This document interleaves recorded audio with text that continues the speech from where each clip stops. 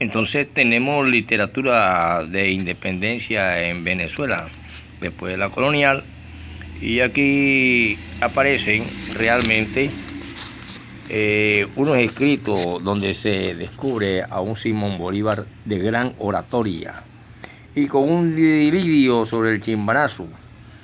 Y empieza entonces una literatura de independencia grandiosa y maravillosa.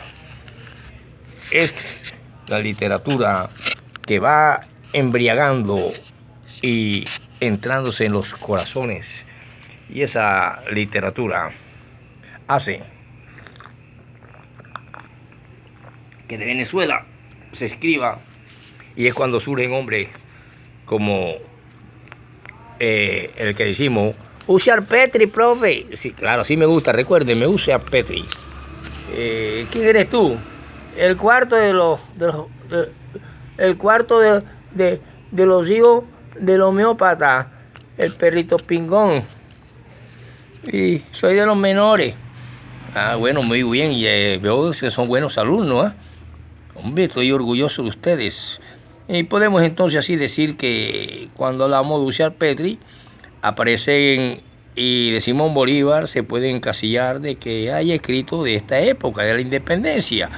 Por ejemplo, se dice que las arengas y proclamas de Simón Bolívar, el libertador, lo consagraron como orador de gran elocuencia. Y al ser un orador de gran elocuencia, el libertador se nos presenta con mi delirio sobre el Chimborazo. Esta es una ficción poética de noble inspiración y armónico estilo que hace también del Simón Bolívar el Libertador un gran poeta y escritor y orador.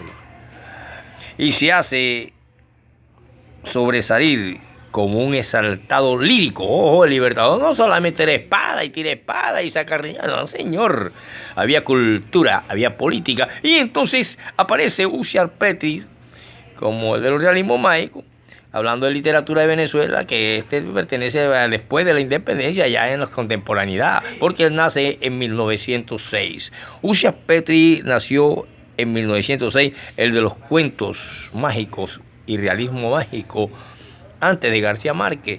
Y ese es quien escribe Las Lanzas Coloradas. Ushar Petri nació en Caracas en 1906. Se dice que ha combinado con imaginación y agresividad sus labores de economista, periodista, cuentista político. Con usted, profe, no sé, yo a veces meto política y meto teología, pero la teología es bastante política, hay más política que rezos. Por lo tanto, es un gran historiador y novelista y autor de teatro. Y él es un ensayista, que el ensayo pertenece a los géneros menores, lo mismo la crítica, el periodismo, son géneros menores de la literatura. Aparece también este hombre como un ensayista. Por lo tanto, tiene muchas otras actividades que lo mantienen como uno de los personajes claves en la vida cotidiana, cultural y literaria de Venezuela. Y aquí empieza a conocerse las obras de él. Por ejemplo, Las Lanzas Coloradas que les mencioné, por ahí tengo las obras, son obras maestras de la literatura. Le dije que contemporánea, profe, de la literatura contemporánea. Y él escribe así, mire, ¿por qué lo menciono aquí en esta cuestión de independencia que fue hace tanto tiempo atrás? Porque ya vimos al Libertador que también escribía y también vemos que él escribe sobre precisamente Bolívar y esas cosas. Mire lo que dice él. En Las Lanzas Coloradas, él trae las palabras de Páez, cuando Páez dice: destaqué al sargento Ramón Valero con 8 soldados, conminando a todos ellos con la so pena de pasarlos por las armas. Yo los pasaré por las armas si no me traen sus lanzas coloradas, o sea, teñidas de rojo, de la sangre de los enemigos de nuestra patria. Ojo, está hablando patriota, enemigo de nuestra patria. ¿A qué se refería? A los españoles. Eso estaba aquí también. Entonces había en esa época de independentista todavía agresividad española. Pero sabemos que fue fundada por un portugués, Venezuela, y destacó en el comercio, en la industria, en sus principios. Por lo tanto, tenemos lo siguiente. Si nosotros podemos analizar a Ausias Petri, puedo leerles algo, querido alumno. Hágalo, profesor, tiene toda la libertad. Usted es el dueño de su cátedra y nosotros solo aprendemos con usted. Un aplauso para el profesor Robinson Ferreira. Y se oyó un aplauso en todo el colegio, que ya en el curso que comenzó con 2 alumnitos, metiendo después a la pulga recha y a la otra, a la pulga santa y al caremico, era el colegio ya, ahora el curso no cabe la gente, ahora vinieron a todos los perritos pingones. Pues imagínate tú, del barrio del Valle, un barrio revoltoso, un barrio de ambiente donde está sentada la cultura africana. Por lo tanto, por entre cerros y verdes, dice Ausias Petri, y bahías de hierba desfilaba el destacamento bajo la bandera colorada. En medio de bigotazos negros y dolman rojo sobre un caballo zaino, el coronel Zambrano, cabalgando a su lado, un hombre llamado que se presentó como Campos. Pues yo, mi coronel, tenía unas tierritas por los lados de la Victoria y trabajaba en ellas, pero vinieron los insurgentes y me las quemaron, y yo mismo me pude salvar por un milagro de la providencia. Eso insurgentes se estaban refiriendo a los guerrilleros de aquella época, Simón Bolívar y toda esa gente. Ya le hablé una vez del gran revolucionario de los comuneros, Galán. Es que a nosotros no nos trataban ¿cómo va a decir un hombre que pertenezca a la guerrilla o ese que lo van a tratar como la Dulce María? Los enemigos siempre tratan al otro despectivamente. Fíjate cómo trataban al Gerardo Bolívar, insurgente, como tratan a los otros que aquí pelean. Los tratan de toda clase de vejámenes. Los insurgentes, y me las quemaron. Y yo mismo me pude salvar por un milagro de la providencia. Esa es una gente muy mala, maluca. Por eso resolví armarme con estos muchachos y salirles a hacer la guerra. Está diciendo este tal Campo que se presenta de todo, pero yo creo que era del lado de nosotros que era, pero con un espía y está hablando al español y el español le está creyendo. El coronel español creyó, fingió creer, y se mostró contento de su decisión y del aporte de hombres y víveres que traía al destacamento y lo conservó.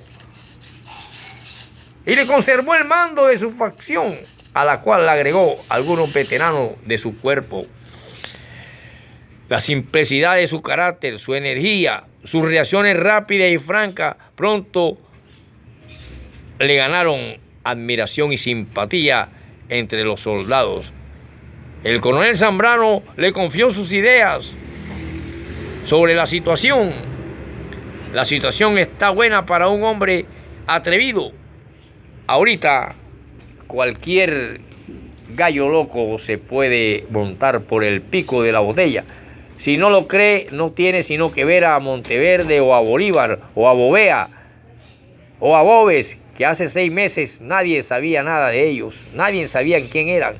El orgullo y la ambición, ojo, el orgullo y la ambición de Campos se saltaban. Era un hombre atrevido, capaz de grandes cosas. Él también podía llegar como Monteverde o como Bolívar o como Boves. La guerra se ha puesto tremenda. En estos días los insurgentes han hecho degollar más de 1000 españoles y canarios, pero por otro lado los estábamos, cobrando. Es mucho el pueblo en el que no quedan sino las piedras. Rosete ha arrasado con el Tuy y Boves tiene el llano lleno de miedo. Los insurgentes no pueden aguantar mucho, decían ellos, pues. Tiempo, a lo más en 2 meses habremos acabado con todos. La cosa no era fácil para nuestros libertadores, nuestra gente que peleaba, que luchaba, la gente de aquella época. Así es como es, decía Campo, asentía, aseveraba. Y los dos cabalgaban en medio de la larga fila que formaba el destacamento en marcha. La masa de hombre ofrecía un pintoresco espectáculo. Adelante marchaban algunos con vestimentas, uniformes de milicianos españoles, pero ya detrás venían otros, o sea, nuestros patrios, nuestros revolucionarios, nuestros guerrilleros. Así le decían a Bolívar, guerrillero, terrorista, esa vaina. Venía otros que solo tenían la chaqueta o el gorro o los pantalones, otros sin ninguna arreo militar, algunos desnudos de la cintura hacia arriba, la mayoría descalzos, con fusiles, con machetes, con lanzas, hablándose los unos a los otros en voz alta. Los heridos en combate reciente mostraban desnudos las heridas o mal cubiertas con sucios trapos sanguinolentos. Dice que nuestra gente llevaba fusiles, algunos fusiles, pero eran los fusiles que le quitaban a los españoles cuando los pasaban al papayo. Avanzaban con ciertas precauciones por estar casi toda la región en poder de los republicanos. Adelante, a la larga distancia, iban espías. Espías y espías políticos por todos lados. Usted a veces está en un grupo político y está viendo cuando compran el voto, cuando lo venden, y ese man también te lo vende. Pero es un espía al estilo de James Bond, a the Agent Secret, a the Service Secret, a Your Majesty, James Bond 007. Aquí le decían a veces que es feo, detective, tal. No, pero ya el espionaje existe de mucho tiempo de James Bond. Por lo tanto, informándose de todos los estados de las poblaciones y de las fuerzas que merodeaban y de las más seguras vías para llegar a los valles del Tuy. Se orientaban hacia el sur de Aragua, por ser más segura la región para los realistas, por la vecindad del llano, y se apartaban de los caminos transitados, viajaban a campo travieso y acampaban con mucha frecuencia en despoblados pueblos. Aquella tarde vino uno de los destacados a participarle a Zambrano, que estaban cerca de un pequeño caserío, donde no parecía haber guarnición. El coronel resolvió ocupar el villorrio para pasar la noche y reponerse de víveres y a llegar informes. Como no tenían y no temían ser atacados en el pueblo, resolvieron entrar con la misma formación en que venían, sin prepararse para combatir. La aldea era pequeña, a la falda de unos colinas de tierra, y se dice que Campos, que marchaba junto con su destacamento, vio cómo no habituado al ruido de las armas raídas, comenzaba descaradamente a huir ante los grandes disparos. El coronel Zambrano, maldiciendo, enarboló el sable desnudo y empezó a llevar planazos sobre las espaldas de los temerosos. Cobardes, vamos a entrarle al plomo. Campos, imitándolo, se puso igualmente a contener la desbandada. Y esta gente era hasta el otro día desconocidos y sin fama, y llegaron a ser esos descalzos y desnudos, y esos guerrilleros de ayer llegaron a ser nuestros libertadores, contra un ejército armado hasta los dientes y con armas sofisticadas, para que usted vaya queriendo nuestra historia y usted vaya comprendiendo cuando los pueblos se rebelan ante un imperio o ante la injusticia social, económica y política que arrasa a los países atrasados y subdesarrollados que han caído en la ignominia bajo el peso de la tiranía desde hace más de 200 años. Continuaremos con literatura venezolana y acabamos de leer a Uciar Petri Arturo, Las Lanzas Coloradas, capítulo 9 del libro.